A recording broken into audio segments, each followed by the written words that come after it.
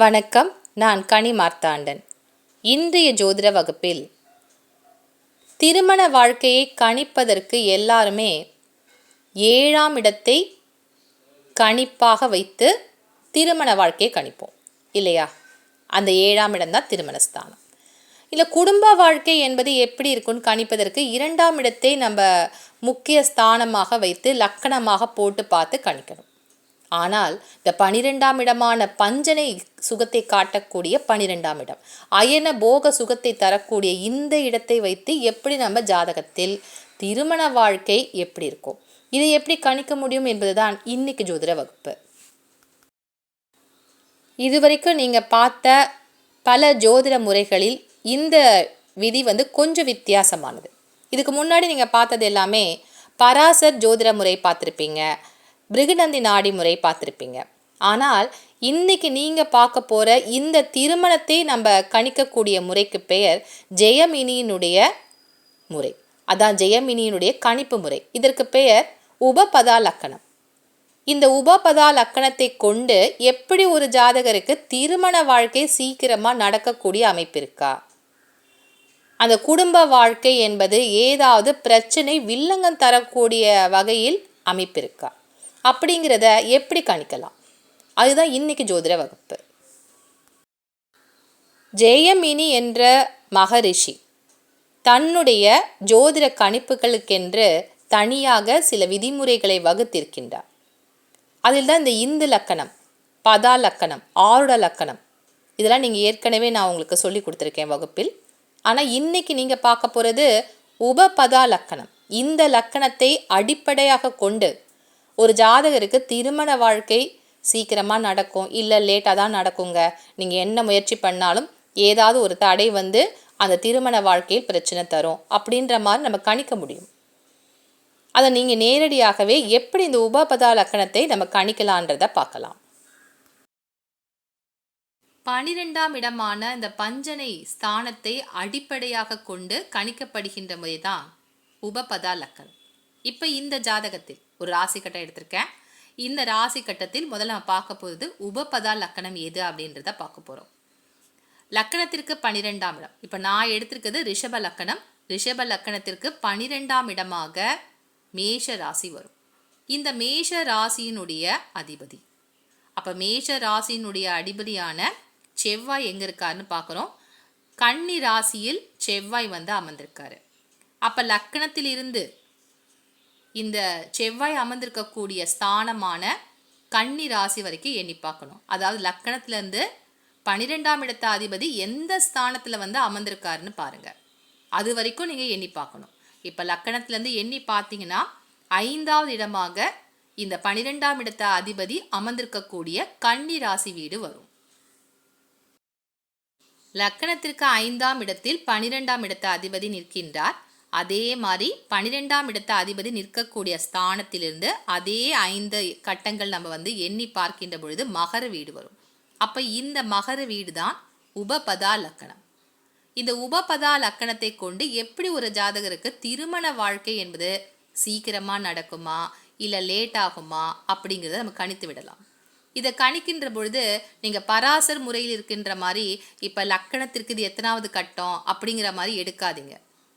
இது ஜெயமினியினுடைய ஒரு கணிப்பு முறை என்பதால் அவர் என்ன வழியில் உங்களுக்கு ஒரு திருமணத்தை நம்ம எப்படி கணிக்கணும்னு சொல்லி கொடுத்திருக்கின்றாரோ அந்த முறையில்தான் நீங்கள் இந்த உபபதா லக்கணத்தை கொண்டு நீங்கள் ஜாதகத்தை கணித்து பார்க்கணும். அப்படி பார்க்கின்ற பொழுது இந்த மகர வீடு லக்கணத்திற்கு 9ஆம் இடமாக பாக்கியஸ்தானமாக இருந்தாலும் இந்த கட்டத்தில் என்ன கிரகங்கள் இருக்கா அப்படின்றத பார்க்கணும். அப்படி பார்க்கின்ற பொழுது ஒருவேளை சுப கிரகங்கள் இருந்தால் இந்த குரு, சுக்கிரன், புதன், வளர்பிறை சந்திரன், இந்த சுப கிரகங்கள் இருந்தால் அந்த ஜாதகருக்கு திருமண வாழ்க்கை என்பது சீக்கிரமாக அமைஞ்சிரும் அப்படின்ற விதி நம்ம எடுக்கலாம். இல்லை இந்த உபபதா லக்கணத்தில் எந்த கிரகங்களுமே இல்லை அப்படின்னு சொன்னால் இது யாருடைய வீடு, அசுபருடைய வீடா இல்லை சுப கிரகத்தினுடைய வீடா? மகர வீடு என்பது அசுபருடைய வீடு. ஏன்னா சனியினுடைய வீடாக இருக்கிறதுனால இது அசுபருடைய வீடு. உபபதா லக்கணம் என்பது அசுபருடைய வீடாக இருக்கா அப்படின்னு சொன்னால் திருமண வாழ்க்கை என்பது சீக்கிரமாக கிடைக்காது. இல்லை இந்த உபபதா லக்கணத்தில் அசுப கிரகங்கள் அமர்ந்திருந்தாலும் திருமண வாழ்க்கை என்பது தாமதமாகும். இதுதான் ஜெயமினியினுடைய கணிப்பு. இந்த கணிப்பு விதிப்படி ஒரு ஜாதகருக்கு திருமண வாழ்க்கையை எப்படி கணிக்க முடியும் அது உங்களுக்கு புரிஞ்சிருக்கும். அப்போ சுப கிரகங்களுடைய பார்வை இருந்தால் அவருக்கு சீக்கிரமாக திருமண வாழ்க்கை என்பது கிடைக்கும் அல்லவா அப்படிங்கிற ஒரு விதியும் உங்களுக்கு தெரியும். அப்படின்னா சுப கிரகங்களான இந்த குருவினுடைய பார்வை சுக்கரனுடைய பார்வை கிடைத்தால் சீக்கிரமாக திருமண வாழ்க்கை என்பது அமையுமா? குருவினுடைய பார்வை என்பது 5, 7, 9 ஆகிய ஸ்தானங்களை குருவால் பார்க்க முடியும். ஆனால் அந்த விதியை இந்த உபபதா லக்கணத்திற்கு நீங்கள் பயன்படுத்த முடியாது. ஏனென்றால் இங்கே ராசியை மட்டும்தான் அடிப்படையாக கொண்டு பார்வைகளை கணக்கீடு செய்திருக்கின்றார். இந்த மகரிஷி ஒவ்வொரு கிரகத்திற்கும் விசேஷ பார்வைகள் இல்லைனா பொதுவான பார்வைகள் என்ற எந்த அடிப்படையிலும் இந்த கிரகங்களுடைய பார்வையை அவர் கணக்கிட செய்யவில்லை. அவர் என்ன செஞ்சிருக்காரு, ஒரு ராசி கட்டத்தில் இருக்கக்கூடிய கிரகம் சரராசியில் இருக்கா, சிரராசியில் இருக்கா, இல்லை உபய ராசியில் இருக்கா என்ற அடிப்படையில் தான் ஒரு கிரகம் எந்த வீட்டை பார்க்கும் அப்படிங்கிற ஒரு கணப்பீடு செஞ்சிருக்காரு. உபபதா லக்கணமாக அசுபருடைய வீடு வந்திருக்கு. வேறு எந்த கிரகங்களுமே இந்த உபபதா லக்கணத்தில் இல்லை. அப்போ இந்த ஜாதகருக்கு அசுபருடைய வீடாக இருக்கிறதுனால திருமண வாழ்க்கை என்பது தாமதமாகும் அப்படின்னு நம்ம கணிச்சிட்டோம். ஆனாலும் அது தோஷ நிவர்த்தி தரக்கூடிய வகையில் சுப கிரகத்தினுடைய பார்வை இருக்கான்னு பார்க்கணும். சுப கிரகம் என்பது குரு. அப்போ குருவினுடைய பார்வை இந்த உபபதா லக்கணத்துக்கு கிடைச்சா அவங்களுக்கு சீக்கிரமாக திருமணம் ஆயிடும் அப்படின்னு நம்ம எடுத்துக்கலாம். ஆனால் இந்த பார்வை விதியை ஜெயமினி வேறு விதமாக கணித்திருக்கின்றார். அதை முதலே நான் சொல்லியிருக்கேன். அது எப்படி கணிக்கணுன்றதை நீங்கள் பார்க்க போறீங்க. பொதுவாகவே நம்ம என்ன செய்வோம், குரு நின்ற ஸ்தானம் எதுவோ அதுலேருந்து 5, 7, 9 ஆகிய ஸ்தானங்களை குருவால் பார்க்க முடியும் என்ற விதி நமக்கு தெரியும். இதுதான் பராசர் முறை. அந்த பராசர் முறைப்படி பார்த்தீங்கன்னா இப்போ குரு கடகத்தில் இருந்தால் குருவினுடைய 7வது பார்வை என்பது மகர ராசி வீட்டுக்கு கிடைக்கும். அப்போ இந்த ஜாதகருக்கு திருமண வாழ்க்கை என்பது சீக்கிரமாக தடையில்லாமல் கிடைத்துவிடும் அப்படின்னு எடுத்துக்கலாம். ஆனால் இது ஜெயமினியினுடைய கணிப்பு விதிகளை மட்டும்தான் இந்த உபபதா லக்கணத்துக்கு நம்ம பொருத்தி பார்க்குறோம். அப்படிங்கிறதுனால இந்த உபபதா லக்கணத்திற்கு குருவினுடைய பார்வை கிடைக்குதான்றதுக்கு என்ன விதிகள் இருக்கு அப்படிங்கிற ஜெயமினியினுடைய பார்வை விதிகளை நீங்கள் நன்றாக தெரிந்து கொண்டால் மட்டும்தான் இந்த முறையால் ஒரு ஜாதகருக்கு திருமண வாழ்க்கை என்பது சீக்கிரமாக கிடைக்குமா இல்லை தாமதமாக கிடைக்குமான்றத நீங்கள் கணிக்க முடியும். குருவினுடைய பார்வை உபபதா லக்கணத்துக்கு கிடைக்குதான்ற ஜெயமினியினுடைய பார்வை விதிகளை பார்க்க போகிறோம். குரு நிற்கக்கூடியது கடக வீட்டில் குரு இருக்காரு. இந்த கடக வீடு என்பது சரராசி வீடு. சரராசிக்கு இருக்கக்கூடிய பார்வை விதிகள் என்னன்னு பார்க்கலாம். சரராசியில் ஒரு கிரகம் இருந்தால் அந்த கிரகம் தான் நிற்கக்கூடிய வீட்டில் இருக்கக்கூடிய கிரகங்களை பார்க்கும். முதல் விதி அதுதான். அதற்கு அடுத்தபடியாக இருக்கக்கூடிய ஸ்திர வீடு அந்த வீட்டை பார்க்காது, மற்ற சிரராசி வீடுகளை பார்க்கும். அப்படி பார்த்தீங்கன்னா குரு தனக்கு அடுத்தபடியாக இருக்கக்கூடிய சிம்ம வீட்டை பார்க்க மாட்டார்.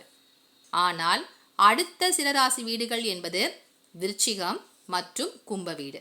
இந்த 3 வீடுகளையும் குருவால் பார்க்க முடியும். அதாவது குரு நின்ற ஸ்தானம் சரராசி வீடு. அதனால குரு தன்னுடைய வீட்டை பார்ப்பாரு. இந்த வீட்டில் இருக்கக்கூடிய கிரகங்களை பார்க்க முடியும். அடுத்தபடியாக சிரராசி வீடுகளான விருச்சிகத்தை பார்ப்பாரு. அடுத்தபடியாக கும்ப வீட்டையும் இந்த கடகத்தில் இருக்கக்கூடிய குருவால பார்க்க முடியும். அப்படி பார்த்தீங்கன்னா ஜெயமினியினுடைய விதியான விதிப்படி இந்த குருவினுடைய பார்வை மகர வீட்டிற்கு கிடைக்கவில்லை. அப்போ உபபதா லக்கணத்தில் எந்த கிரகங்கள் இல்லை என்றாலும் அந்த லக்கணத்திற்கு குருவினுடைய பார்வை கிடைக்கவில்லை. அடுத்ததாக குரு இருக்கக்கூடியது மிதுன வீடு. இந்த மிதுனா அப்படிங்கிறது உபய வீடு. அப்போ இந்த வீட்டில் இருக்கக்கூடிய கிரகங்களை குருவால் பார்க்க முடியும். அடுத்தபடியாக உபய வீட்டில் ஒரு கிரகம் இருந்தால் அது எந்த ஸ்தானங்களை பார்க்குன்றதை பார்க்கலாம்.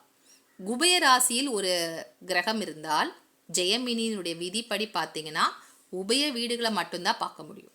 அப்படி பார்த்தீங்கன்னா குரு நிற்கக்கூடிய மிதுன ராசி கட்டத்திலிருந்து அடுத்தபடியாக கன்னி வீட்டை பார்க்க முடியும், தனுசு வீட்டை பார்க்க முடியும், மீன வீட்டை பார்க்க முடியும்.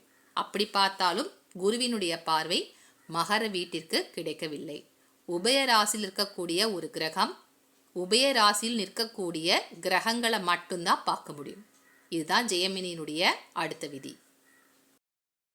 இப்போ அதற்கு அடுத்தபடியாக அப்போ குரு எந்த ஸ்தானத்திலிருந்து இந்த உபபத லக்கணத்தை பார்க்க முடியுன்ற விதியை பார்க்கலாம். இப்போ குரு நிற்கக்கூடியது ரிஷப வீடாக இருந்தால், ரிஷபம் என்பது சிரராசி. அப்போ சிரராசியில் ஒரு கிரகம் இருந்தால் அதற்கு தனக்கு முன்பாக இருக்கக்கூடிய சர வீட்டை பார்க்காது.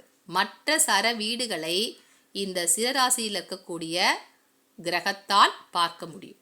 அப்படி பார்த்தீங்கன்னா ரிஷப ராசியில் இருக்கக்கூடிய குரு தனக்கு முன்பாக இருக்கக்கூடிய மேஷ வீட்டை பார்க்காது, மற்ற சர வீடுகளை பார்க்க முடியும். அப்போ சர வீடுகளாக என்னென்ன ராசிகள் வரும் அப்படின்னு பார்த்தீங்கன்னா கடக ராசி வரும், அடுத்ததாக துலாம் ராசி வரும், அதற்கு அடுத்தபடியாக மகர வீடு வரும். அப்போ ரிஷப ராசியில் குரு நின்று இந்த உபபத லக்கணத்தை பார்க்கணும் அப்படின்னு சொன்னால் அவரும் எந்த இடத்துல இருக்கணும், சிரராசி வீட்டில் இருந்தால் மட்டும்தான் இந்த ஜாதகத்தில் பார்க்க முடியும். இப்படி இந்த குருவினுடைய பார்வை சுப கிரகத்தினுடைய பார்வை உபபத லக்கணத்திற்கு கிடைத்தால் மட்டும்தான் இந்த ஜாதகருக்கு திருமண வாழ்க்கை என்பது சீக்கிரமாகவே அமையும். அப்போ இந்த 3 கட்டத்தில் குரு ரிஷப ராசி கட்டத்தில் இருந்தால் மட்டும்தான் பார்க்க முடியும். ஜெயமினி மகரிஷியினுடைய இந்த ஜோதிட விதியில் முக்கியமான இந்த பார்வைகள் எப்படி பார்க்கணுன்றது உங்களுக்கு புரிஞ்சிருக்கும். அதுபடி பார்த்தீங்கன்னா சரம், ஸ்திரம், உபயம் இந்த ராசி கட்டத்தில் இருக்கக்கூடிய கிரகங்கள் எந்த ராசி கட்டத்தில் இருக்கக்கூடிய கிரகங்களை மட்டும் பார்க்குன்றது உங்களுக்கு புரிஞ்சிருக்கும். அந்த அடிப்படை என்னன்னு பார்த்தீங்கன்னா ஒரு கிரகம் எந்த வீட்டில் இருந்தாலும் ஒரு நிலராசி வீட்டை பார்க்கும், நெருப்பு ராசி, காற்று ராசி, நீர் ராசி இந்த 4 ராசி வீடுகளை மட்டும்தான் பார்க்க முடியும். இது சரம், ஸ்திரம், உபயம் இந்த ராசி கட்டங்கள் 4 வீட்டை மட்டும்தான் பார்க்க முடியும் என்ற அடிப்படையில் ஜெயமினி உருவாக்கியிருக்கின்றார். அந்த விதிப்படி தான் நீங்கள் பார்க்கணும். ராகு கேதுகளுக்கு அதிகமாக முக்கியத்துவம் தந்து இந்த ஜெயமினியினுடைய கணிப்புகள் இல்லை. அதனால் நீங்கள் ராகு கேதுவை நீங்கள் எடுத்துக்க வேண்டாம். இந்த உபபதா லக்கணமே ஒரு ஜாதகருக்கு திருமண வாழ்க்கை என்பது சீக்கிரமாக கிடைக்குமா இல்லை தாமதமாகுமா அப்படிங்கிறத கணிப்பதற்கு மிக எளிய ஒரு விதி தான். ஏன்னா மற்ற விதிகளை நீங்கள் பொருத்தி பார்க்கின்ற பொழுது ஏதாவது எண்ணிக்கையில் நீங்கள் அந்த நட்சத்திர சாரம் இதெல்லாம் பார்க்கும்போது சில அடிப்படையில் உங்களுக்கு ஒரு தவறு ஏற்படலாம். ஆனால் இந்த விதி ரொம்ப எளிமையான விதி. 12ஆம் இடத்த அதிபதி நிற்கக்கூடிய ஸ்தானத்தை அடிப்படையாக வைத்து உபபத லக்கணத்தை நீங்கள் கணிச்சிடலாம். அதை வைத்து திருமணம் சீக்கிரமாக நடக்குமா இல்லை லேட் ஆகுமான்றதை கணிக்க முடியும். அடுத்ததாக இப்போ குடும்ப உறவு நிலை எப்படி இருக்கும், இல்லற வாழ்க்கை எப்படி இருக்கும் அதை கணிப்பதற்கும் இந்த உபபதா லக்கணத்திற்கு 2ஆம் இடத்தில் அப்போ இந்த ராசி கட்டத்தை பார்த்தீங்கன்னா 2ஆம் இடமாக கும்ப வீடு வரும். 2ஆம் இடத்தில் இருக்கக்கூடிய கிரகம் என்னன்னு பாருங்க. 2ஆம் இடத்தில் ஒரு நீசம் பெற்ற கிரகம் அமர்ந்திருந்தால் அல்லது சனி அமர்ந்திருந்தால் அந்த ஜாதகருக்கு குடும்ப வாழ்க்கையில் ஒரு சிக்கல், பிரிவு என்பது இருக்கும்.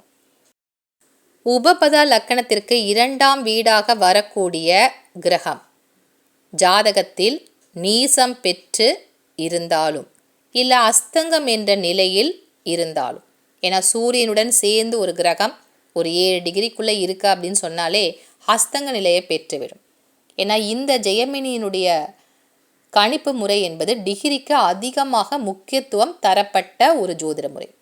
அதனால் அஸ்தங்க நிலையில் ஒரு கிரகம் இருந்தாலும் அந்த 2ஆம் இடத்து வீடு நீசமோ அஸ்தங்க நிலையில் இருந்தாலும் அந்த ஜாதகருக்கு குடும்ப வாழ்க்கையில் பிரச்சனை பலமாக இருக்கு அப்படிங்கிறத நீங்கள் கணித்து விடலாம். இன்றைய வகுப்பில் நீங்கள் பார்த்தது உபபதா லக்கணம்.